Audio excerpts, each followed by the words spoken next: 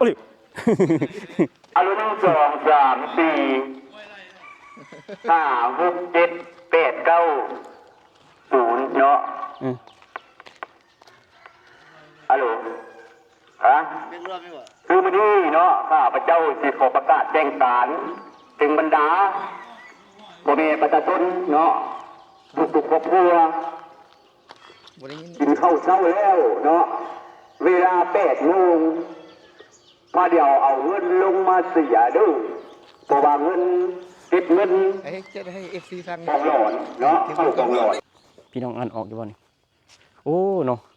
ผัดป้ายสีนี่ตัวหนังสือผัดสีนี่เนาะสีแดงตีกี่คนบ้านพลสวรรค์เมืองท่าแขกแขวงคำม่วนบ้านพัฒนาบ้านวัฒนธรรมบ้านพัฒนาบ้านแม่ยิง3Dบ้านปลอดคดีปลอดคดีได้บ้านเราด้วยปลอดคดีได้พี่น้องเอ้ยบ้านปลอดคดีพี่น้องด้วยขอตัวใช้เบิ่งนี่พี่น้องนี่ถามพี่น้องไทยว่าแบบนี้มีแบบว่าเขียนแบบนี้บ่ในเข้าบ้านมีบ่บ่เด้อบ่มีตามที่บ่ต้นเบิ่งนี่มีแต่ว่าชุมชนเข้มแข็งชุมชนเข้มแข็งมันคือรวมหมดอยู่หั่นเลยบ่ต้นอยู่ชุมชนเข้มแข็งเพิ่นบ่ได้มีฮีได้ว่าบ้านปลอดคดีบ้านแม่ยิง3Dบ้านพัฒนานี่บ่มีเด้มีแต่ชุมชนอีกครับสวัสดีตอนเช้า FC ทุกคนวันนี้เป็นวันที่28มีนาคมมาพ่อกับเบายอดเบาต้นทุกคนตอนนี้เบาต้นก็อยู่ที่บ้านเบายอดบ้านพลสวรรค์เมืองท่าแขกแขวงความม่วนเนาะตอนนี้เบาต้นก็สิย่างไปเฮือนแม่เฒ่าเบาต้นเพราะว่าบ้าน2บ้านติดกันทุกคนเบาต้นสิพาพี่พี่น้องไปเบิ่งบรรยากาศบ้านไปนี่เบิ่งนี่ทุกคนเบาต้นสิให้เบิ่งกองหน้าทุกคนเป็นปัญหาบ่เพียงนี่เป็นปัญหาแล้วเป็นกิสินะทุกคนบรรยากาศแบบนี้เด้อนี่โอ้งัวไปหมดแล้วงัว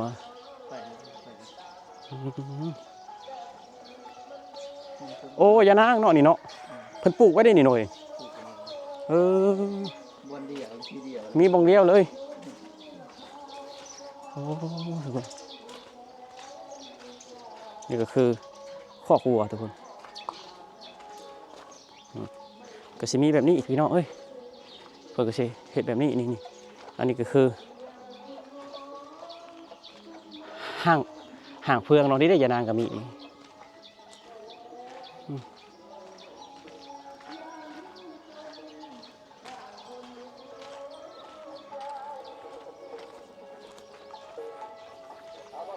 นี่ทุกคนภาพบรรยากาศแบบนี้เด้อพี่น้องเด้อภาพบรรยากาศแบบ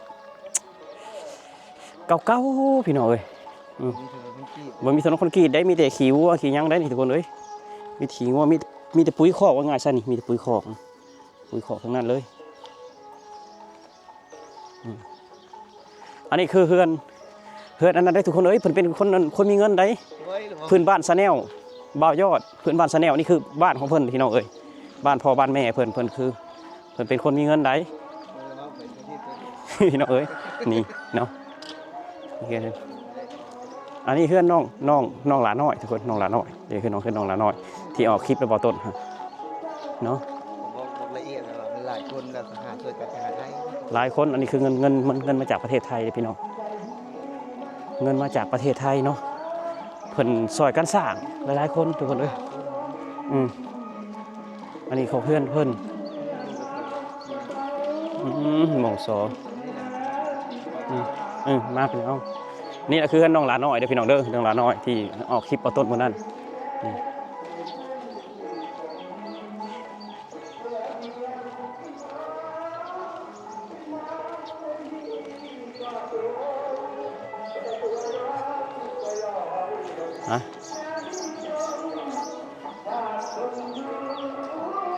อันนี้คือย่างไป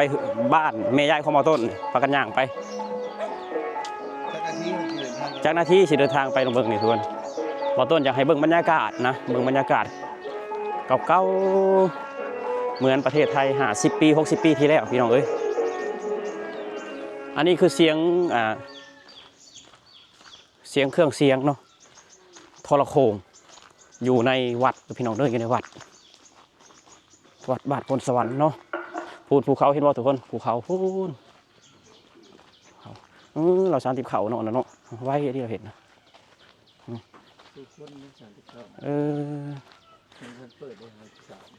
อาชีพนี่คือ อารมณ์2 3 4 5 6 7 8 9 0เนาะ อืม ฮัลโหลฮะคือมื้อนี้เนาะข้าพเจ้าสิขอประกาศแจ้งศาลถึงบรรดาพ่อแม่ประชาชนเนาะทุกๆครอบครัว บ่ได้ยิน กินข้าวเช้าแล้วเนาะเวลา8 โมงมาเดี๋ยวเอาเงินลงมาเสียเด้อเพราะว่าเงินติดเงิน จะให้ FC ฟัง กองหลอนเนาะเข้ากองหลอนเนาะ เงินกองร้อนพี่น้อง 50,000เนาะครับเงินอธิภัยครอบครัว1,500 ปีเนาะแต่ละหลังเรือนเนาะแต่ละครอบครัวจังซั่นจะพาเราลงมาเสียอยู่วัดเด้อ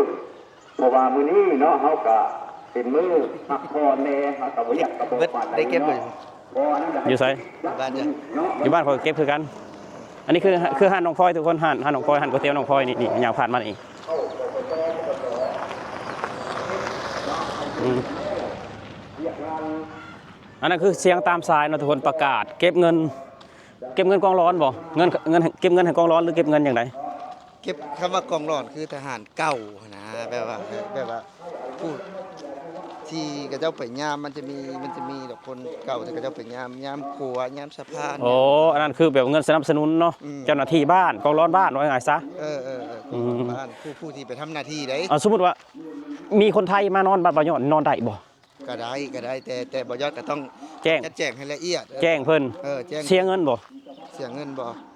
ถามว่าเสียเงินบ่ ถามว่าเสียก็น่าจะเสียค่าปั๊มค่าอย่างนั้นแหละ โอ้ แต่อาจจะบ่ได้เก็บไว้ไปเก็บส่วนตัวอาจจะเสียเรื่องนั้นเอกสาร เสียทางด้านเอกสาร ประมาณนั้น อันนั้นก็ถ้าเป็นไปได้ก็พี่น้องไทยเพิ่นก็ยินดีได้แถวเอามาแล้วก็เสียแค่เอกสารเลย100 200สินะ ประมาณนั้นครับ เออถ้าว่าสิเป็นรีดไทยเพิ่นนั่นบ่ได้เพิ่นบ่อยากมาได้แบบนั้นถ้าว่าเก็บแหละ100 200ค่าเอกสารค่าแจ้งค่าหยังเพิ่นมานอนในพักอยู่ในบงในบ้านเนาะ มันต้องได้เสียแต่นั้นน่ะ มันต้องได้เสียถ้าว่าสมมุติว่าบ้านบ่ยอดมีรีสอร์ทนี่เพิ่นมานอนรีสอร์ทแม่นบ่ได้เสียเนาะ แม่น นอนรีสอร์ทโอ้ มันนั่นได้ แต่ว่ามันนอนเฮือนสมมุติมันนอนเฮือนบ่ยอดก็ต้องชี้แจงว่ามาจากคนแจ้งผมของบ้านแจ้งเจ้าหน้าที่บ้านว่าไงซะเฮาก็ต้องเสียละ100 200ค่าปั๊มเอกสารของเพิ่น แม่น อืม แล้วแต่นโยบายของบ้าน แล้วแต่นโยบายของบ้านได้พี่น้องเอ้ยบ่แม่น บางบ้านก็500 บ่แม่นว่าอยู่ลาวนี่ไม่แม่นว่าสิเก็บหมดทุกบ้านมันก็แล้วแต่นโยบายของบ้านมันบ่คือกันทุกคนคือว่าบ่แม่นกฎหมายของรัฐบาลเพิ่นออกมาแต่ว่าเป็นกฎของบ้านนะทุกคนแล้วแต่เพิ่นว่าสิตั้งมติกันแบบใดง่ายซะเนาะ บางบ้านก็เพิ่นก็จะเอาเข้าส่วนหนึง อืม เอาเข้าแบบว่าส่วนตัวส่วนหนึงแล้วก็ส่วนรวมส่วนหนึง แบบว่า70 30ว่าง่ายซะ คือบ้านได้นำ อืม ก็เลยมันจะ อันนี้มันยังอันนี้น่ะ เข้า เขาท่าได้บ่เฮ้ย เฮ้ยเพิ่นบ่อยู่เนาะ เพิ่นบ่อยู่เนาะคงสีขาวเนาะนี่น่ะพี่น้องเอ้ยนี่บ่ต้นอ่อนซ้อนแต่มะม่วงนี่พี่น้องไทยนี่บ้านเจ้ามีบ่มะม่วงไปนี่ตั้งแต่ต้นก็อาจสิมีเนาะแต่ตอนนี้เพิ่นพัฒนาเป็นมะม่วงพันธุ์ใหม่แล้วทุกคนนี่มะม่วงอันนี้บ้านบ่ต้นเฮามะม่วงไข่เด้อพี่น้องเด้อเวลามันสุกนี่สิหอมนี่แหละอยู่แขวงคำม่วนนี่แหละมะม่วงอันนี้หลายที่สุดนะทุกคน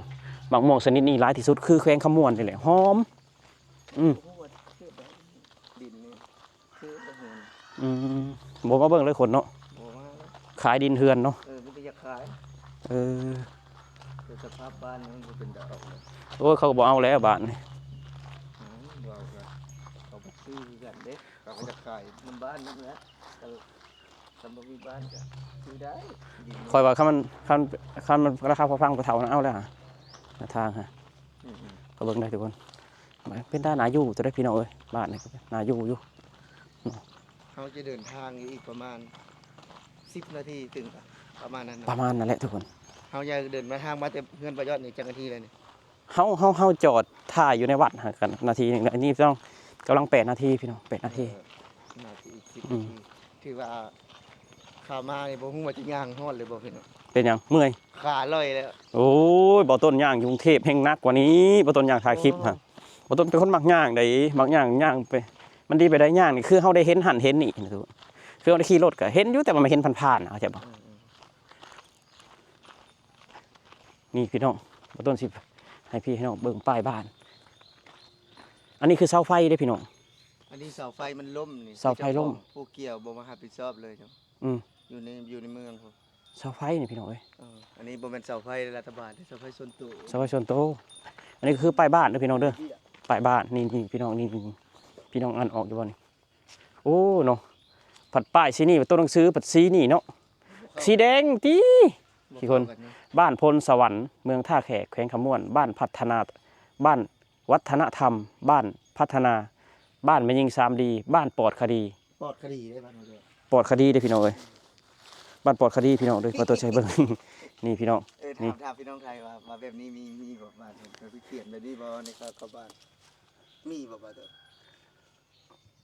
บ่ฮู้คือกัน บ่มีตามที่บ่ต้นเบิ่งนี่มีแต่ว่าชุมชนเข้มแข็ง อ่า ชุมชนเข้มแข็งมันคือรวมหมดอยู่หั่นเลยบ่ต้นอยู่ชุมชนเข้มแข็งเพิ่นบ่ได้มีฮีได้ว่าบ้านปลอดคดีบ้านแม่ยิง3D บ้านพัฒนานี่บ่มีเด้มีแต่ชุมชนเข้มแข็ง บ้านวัฒนธรรมนี่อาจจะ บ้านวัฒนธรรมนี่มี แต่ว่าบ้านพัฒนานี่บ่มีเด็ดขาดบ่ต้นว่าแบบนี้บ่มีเด็ดขาดเนาะเพราะว่าบ่ต้นเชื่อเลยว่าประเทศไทยนี่เพิ่นสิพัฒนาไปเรื่อยๆอันนี้คือบ้านพัฒนาถ้าว่าเพิ่นเขียนบ้านกำลังพัฒนานี่ถูกบ้านเฮานี่บ้านกำลังพัฒนาเพราะว่าสิพัฒนาไปเรื่อยๆเด้บ่ได้ถอยหลังเด้อันนี้เพิ่นเขียนว่าบ้านพัฒนาเนาะทุกคน โอ้โหงัวขึ้นไปเลยแต่นั่นแหละงัวบ้านบ่ยอน ทุกคน บางทีก็อันนี้อาจจะน่าจะบ่แม่นน่าจะแม่นงัวไอ้ทางบ้านไม่เท่าแล้วต้นปล่อย เอาไว้ทุกคน นี่ที่30,000 บาท ใส่ นี่ก็ใช่ อันนี้ไปดีนะ นี่เลยที่เศร้านี่ค่ะ เสาร์นี้ลงไปพุทธ คือ ไม่ฮักกิโล ตอนนี้บ่ขายบ่50,000 ได้บ่จ๊ะให้เอาบ่ดีถามให้ เอาได้ ได้ 50,000เอาของไผ ของอันนั้นคือแล้วปกสเมือง ของโปรสองมือเขาสิขายบ่เฮ้ย ไปเลยเสียอีพ่อดิ ซื้อ ไม่ 50,000 ทางนี่ไง ซื้อ50,000เลยนี่ทุกคนเอาพี่น้องว่าพี่น้องพอซื้อบ่ดินแปลงนี่50,000เนาะทุกคน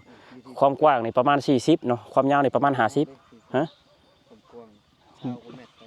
เอ้าแต่พุ่นบ่แม่นนะ นี่แล้วแต่หัวนี่เลย ฮอดไสเอาเลยกงไม้ไปพูโอ้ยก็กว่าเลยเนาะ ดิฉันนี่นะเห็นบลักมันเนี่ย ก็กว่าเลยเนาะ นี่แต่ว่า 20กว่าเมตรกว่าแล้วเดี๋ยวพี่น้อง ที่30กว่านะครับ เดี๋ยวบ่ต้นสิให้เบิ่งเด้อบ่ยอดว่า20กว่าเมตรบ่ต้นว่า40ผู้ใดบ่ต้นว่านี่ทุกคนตั้งแต่นี้ไปผู้ไปหาป้ายผู้ทุกคน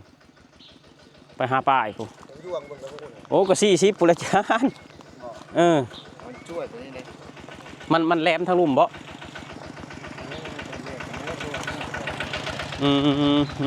ทุกคนนี่เนาะพอซื้อบ่ทุกคนว่า50,000เนาะถ้าเขาขาย50,000แต่เขาซื้อน่ะ30,000แล้ว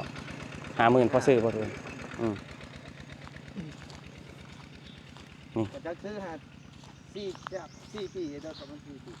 อืม เมื่อก่อนในดินพื้นนี้นะ2,000 บาทนะ ดินพื้นนี่ 2,000 บาท 2,000 บาทสักประมาณ15 ปีที่แล้วนะ 2,000 บาททุกคน 15 ปีที่แล้ว 2,000 บาท นี่คือมูลค่าของดินทุกคน แล้วก็เพิ่มมาเรื่อยๆมัน4 คนซื้อละดินตอนนี้ ปัจจุบันนี้น่าจะ 50,000 บาทนี่ถือว่าบ่ต้นซื้อบ่50,000 บาท ซื้อถามเลย มันงามกว่าดินตัวนั้นอีกนะงามกว่าดินไอ้ อยู่เฮียนบ่ นี่งามกว่าอันนี้บ่แม่นระบบซื้อได้นี่นะคือเขาเป็นพวกที่เราเป็นนั่นนะเป็นนายนะท่านจ้ะใหญ่นะครับแต่เราก็เลยบ่กล้าถามซื้อคือแบบว่าคนมีอิทธิพลนั่น ทุกคนไปเดินกัน มีร้านค้าอย่างนี้ ห้อยหมากยังผลไม้ป่าตัวนี่พี่น้อง กินได้ด้วยนี่ กินได้หมากนมน้อยบ้านปลาต้นห้องหมากนมน้อยบ้านปลาต้นห้อง ตะไคร้มันเขา หมากตะไคร้นั่นแหละทุกคนหมากนมน้อยก็ว่าแม่นเนาะ ซิมเด้อซิมเพิ่นเบิ่งเด้อว่ากินได้นะ เอามาเบิ่งดูเฮ้ย เมาบ่ กินบ่ยอดชิมดูเอา บ่เด้บ่จัดบ่ซิม เอาก็กล้องปิ่นไปทางนี้ บ่ให้ครับบ่ต้นซิมเลยกินได้บ่ ก็ได้หมากตะไคร้เนาะ เอาลองเด้อ หมากตะไคร้พี่น้องหมากตะไคร้งามเป็นผลไม้ป่า บ่ยอดพาบ่ต้นกินมั่วเมาได้เขาเพิ่นสิว่าตัวนี้ฮะ เอาหักลงมาหลายๆนี่เบิ่งนี่ อันนี้ซิมเลยให้บ่ต้นซิมเลยฮะบ่ต้นเคยกินนะ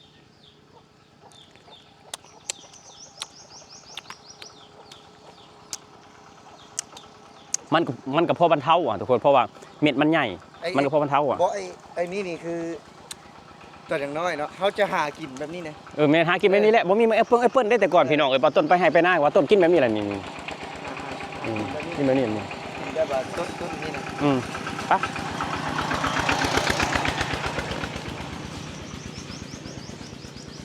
ร่างกายสภาพมันใหญ่นั่นมัน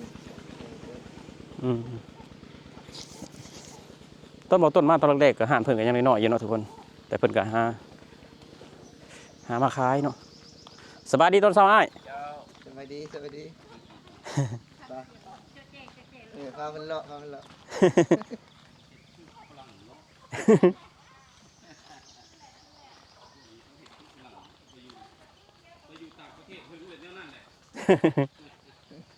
อาพัฒนาบ้านเฮา ทุกคนนี่คือทางออกจากบ้านเนาะทุกคนเนาะทางออกจากบ้านพุทธสวรรค์บ้านหมายอดนี่แหละ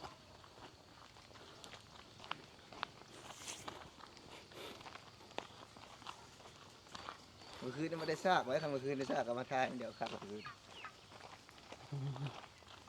นี่เป็นบ้านที่ตรงหน้านี่มุ้งกับบ้านหลังใหญ่นี่บ้านเจ้าบ่ บ่แม่น บ้านญาติเจ้าบ่แม่นบ่ บ่ บ่แม่น นี่ทุกคน คักนี่เลยดีหน่อยตัวเนาะ หลังคาจากต่ำนิดนึง สมมุติว่าแบบนี้น่ะเนาะในอำนาจนี่ มันม่วนพี่น้องแบบอยู่ให้อยู่หน้าแบบนี้ทุกคนบ้านหลังนี้ทุกคนที่บ้านหลังนี้บ่ต้นคิดว่าบ่ต้นสิอยากยกขึ้นอีกหน่อยนึงหลังคานี่คันหลังคายกขึ้นอีกหน่อยนึงถือว่าแจ่มเลยบ้านนี่ มันยันปู่เฮ้ทั้งถึง เอาขึ้นอีกหน่อยนึงเนาะทุกคนพี่น้องว่าจะได้หลังคาอยากต่ำหน่อยนึงบ่ต้นว่าหลังคาอยากหมูบหน่อยนึงคันเอาขึ้นหน่อยนึงมันสิองอาจกว่านี้นะโอ้มื้อนี้บ่ต้นพาพี่พาน้องมาเบิ่งคักอะลิพี่น้องเอ้ย ที่เล่นขวดให้เฮาจัง มาเบิ่งบรรยากาศคักอะลิพี่น้องเอ้ย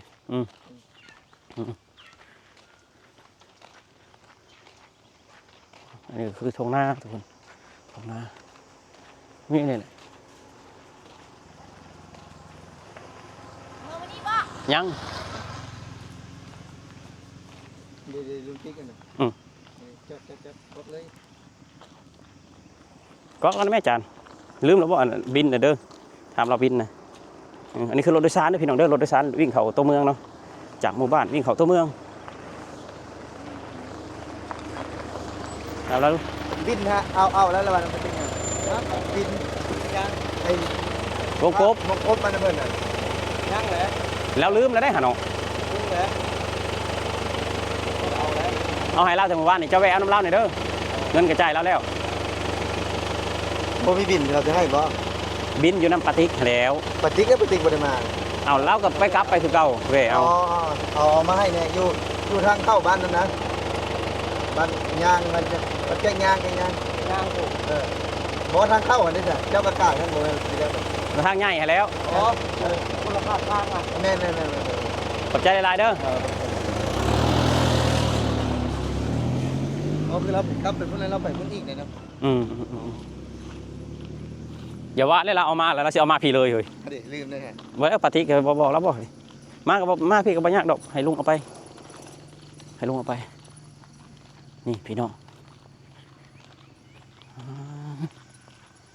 เอาเลี้ยวๆเลยพี่น้องคลิปนี้ยาวๆเลยเด้อพี่น้องเด้อพาพี่น้องเปิดบรรยากาศแปลว่าบ่ได้อันนั้นกันมาได้นี่ว่ายังก็เว้าเลยได้นี่แบบพาพี่น้องไปหาย่างล้อลิ้นว่าง่ายซะหาย่างล้อลิ้นแบบเว้าไปตามภาษาบ้านๆนี่แหละทุกคนตามภาษาบ้านๆเอาไปบ้านไปทักบ่ต้น ผมบายอดแล้วใช่บ่ต้นอ่องนะ โอ้ย อ่องได้ อ้วนบันนะ โยกมีแต่พายากเนาะ อ้วนก็ต้องแบบว่าย่างให้ลดน้ำหนักเลย อ่องบายอดเลย นี่บ่ยอดนี่คือว่าไม้เนาะไม้นี่สิจูดทิพย์เนาะจูดเป็นบ่ไม้บางรายจูดทิพย์เป็นบ่ แล้วก็จะที่นั่น สมมุติว่าถ้าว่าเฮาเฮ็ดเตาถ่านเนาะก็เพิ่มมูลค่าให้มันหลายได้นี่เพิ่มมูลค่ามันหลายบ่แม่นนั่นน่ะอย่ามองข้ามมันได้นี่มึงเล่นถูกกองๆอยู่หั่น เจ้าเฮ็ดบ่เป็นได้บ้าง เฮ็ดเตาถ่านทุกคนเนาะเฮ็ดเตาถ่าน บ้านไม่ยากแต่ต้นกับเจ้าเฮ็ดบ่เป็นเด้ บ่ เอาเจ้าเลาะไปเบิ่งเจ้าเห็นบ่ถ่านเจ้าเห็นบ่คนเผาถ่านมีแต่ซื้อยกบ้านทุกค่อยมานี่ เอ้าบ่ต้นเสื้อเลยว่าหมดไม้นี่ได้บ่ต่ำกว่า 10,000-20,000เนาะเผาถ่านขายดิทุกคนบ่แม่นถ่านก็แม่นถึกๆได้เฮานี่สิ่งเศษๆเล็กน้อยๆแบบนี้เฮาก็มองข้ามมันเนาะเผาทิ่มแบบนี้มองบ่ได้ คันแม่นบ่ต้นมาอยู่ถ้าพื้นที่สมมุติว่าบ่ต้นซื้อที่เนาะแล้วมีไม้แบบนี้บ่ต้นสิเผาที่ บ่ต้นบ่ทิ่มบ่ต้นสิไปเผาถ่านมาเลย เพราะทุกสิ่งทุกอย่างมันคือเงินน่ะ บ่เอาคนในเมืองมาเผาทาน โอ้ยมันบ่เกี่ยวคนในเมืองเขาแฮงดูคนบ้านนอกบ้านเฮานี่อยากขี้ข้านกว่าเขาอีกบ่ต้นเสื้อสั้นนี่อันนี้คือวัดเด้อพี่น้องเด้อคือวัดเนาะอันนี้คือลุงดินที่ของเอื้อยเมียบ่ต้นเนาะทุกคนเอื้อยแซลมอนนี่ที่เพิ่น หักบ่ก็คิดว่าบ่ต้นอาจจะมีสิทธิ์ได้ถึงตอนนี้นะ เป็นยังไงมันคือที่เขาขาย เพราะว่าญาติกันเลย อยากกันเพิ่นมีลูกชายพร้อม เพิ่น มาอยากแต่งเมียลูกชายเพิ่นก็บ่ยอดบ่ต้นก็สิ แม่นนั่นน่ะคือ เสียดาย คนอยู่ตามบ้านนอกเนาะ อืม เพิ่นจะยังไงเพิ่นก็บ่ขายบ่มีกินเพิ่นก็จะอดอยู่ อืม แต่ถ้ามื้อใดก็แล้วแต่ที่ลูกเพิ่นแบบว่าอยากจะสร้างครอบครัวแบบว่าบ่มีเงินเนาะเพราะว่าคือทางฝั่งลาวจะบ่คือฝั่งไทยเด้ อืม ไปอยู่นํกันหรือว่ามักฮักกันแล้วก็จะแต่งงานกันเลยตามบ้านนอกเนี่ยนะ อืม คือจะผิดผีถ้าหากบ่เห็นนะ ทุกคน อันนี้คือปีที่แล้วยังแม่นปีที่แล้วยังอันนั้นอยู่ทุกคน แต่ปีนี้เพิ่นก็นั่นแล้วนี่ก็คือวัดพี่น้องคือวัดนี่วัด พี่น้องวัดบ้านแม่ยายป่าต้น นี่เป็นสร้างนี่เป็นตะกั้ง บัด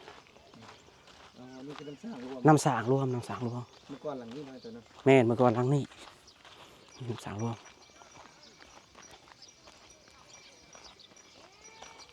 ทุกคน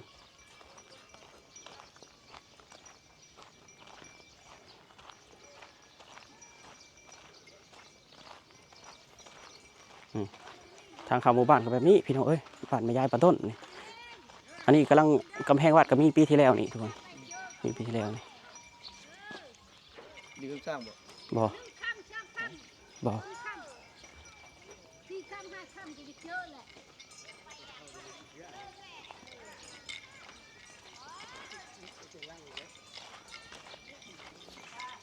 คน ไปใช้บัตรนี่ไปนะ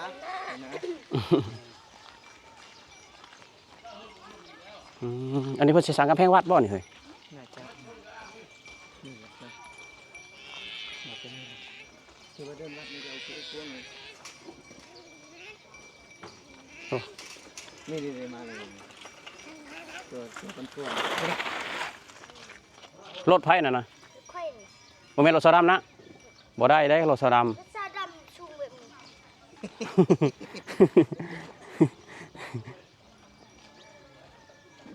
วัยรุ่นขนาดนั้น เออ อันตรายนี่ว่า คนใช้ปืนเนาะ ใช่ ใช้ปืน พื้นมาแต่อันนั้นพื้นมาแต่เห็นยังปะ ไปช่วย ลุงอยู่นอนอยู่สวนผมบ่โหยังบ่แล้วอยู่มันฮะมื้อวันนี้วันสิดับมื้อนี้เอาวันสิดับเพิ่นให้เมื่อบ่มื้อนี้หั่นถามไม่เท่าบ่แล้วมาถามไม่เท่านี่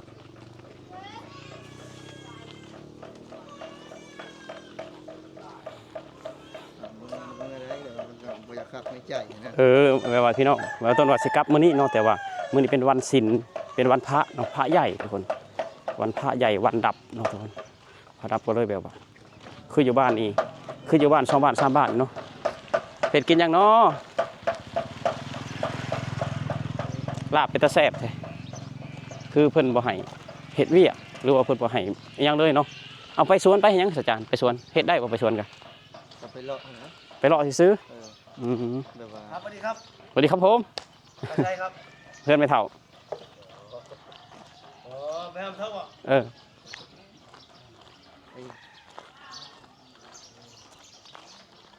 เนี่ยมันสร้างที่ก็จะประมาณนี้ นี่ทุกคนน้ำสางอันนี้คือน้ำสางเนาะ บ่อบาดาลนะ นี่ บ่อคุดนี่ บ่อคุดมันเป็นบ่อบาดาลบ่อคุดพี่น้อง แคบเนาะ เออแบบว่าเพิ่นใส่อันแท่งคอนกรีตน้อยเพิ่นบ่เอาตัวใหญ่เพิ่นบ่เอาตัวเม็ดอันนี้มันสิมัน80เนาะ แต่ลงบ่ได้บัดนี้เวลา ลงมันก็ลงยาก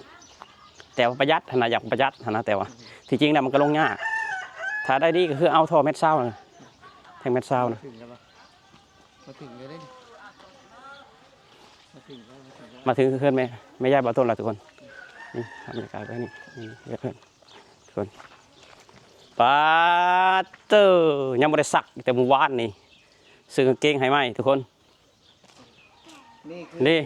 อันนี้คือน้องสาวทุกคนน้องสาวสามนคือกันทุกคนนกกระย่างขาว คล้ายๆกันนะ ยังบ่ได้ซักเลยเมื่อวานนี่กางเกงอ่ะ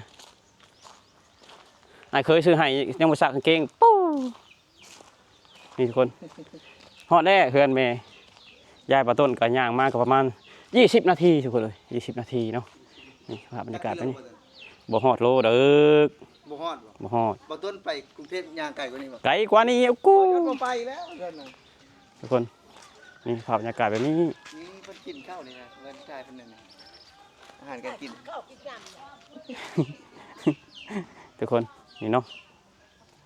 เพื่อนไปเท่าว่าต้นกับแบบนี้นี่ใส่ฟืนแล้วทุกคนมันยังบ่มีเตาแก๊สยังบ่มีเตาแก๊สก็ใส่ฟืนเนาะใส่ฟืนหามาแต่ภูแต่เขาหามาแต่สวนมันสวนอ้อยใส่ฟืนแบบนี้ทุกคนโอเคทุกคนสำหรับคลิปนี้เนาะบ่าวต้นก็ถึงบ้านแม่ยายบ่าวต้นแล้วสิมาถามเพิ่นว่าไปได้บ่กรุงเทพมื้อนี้เพราะว่ามื้อนี้เป็นวันพระใหญ่นั่นเองสำหรับคลิปนี้บ่าวต้นเขากล่าวคำว่าสวัสดีครับผม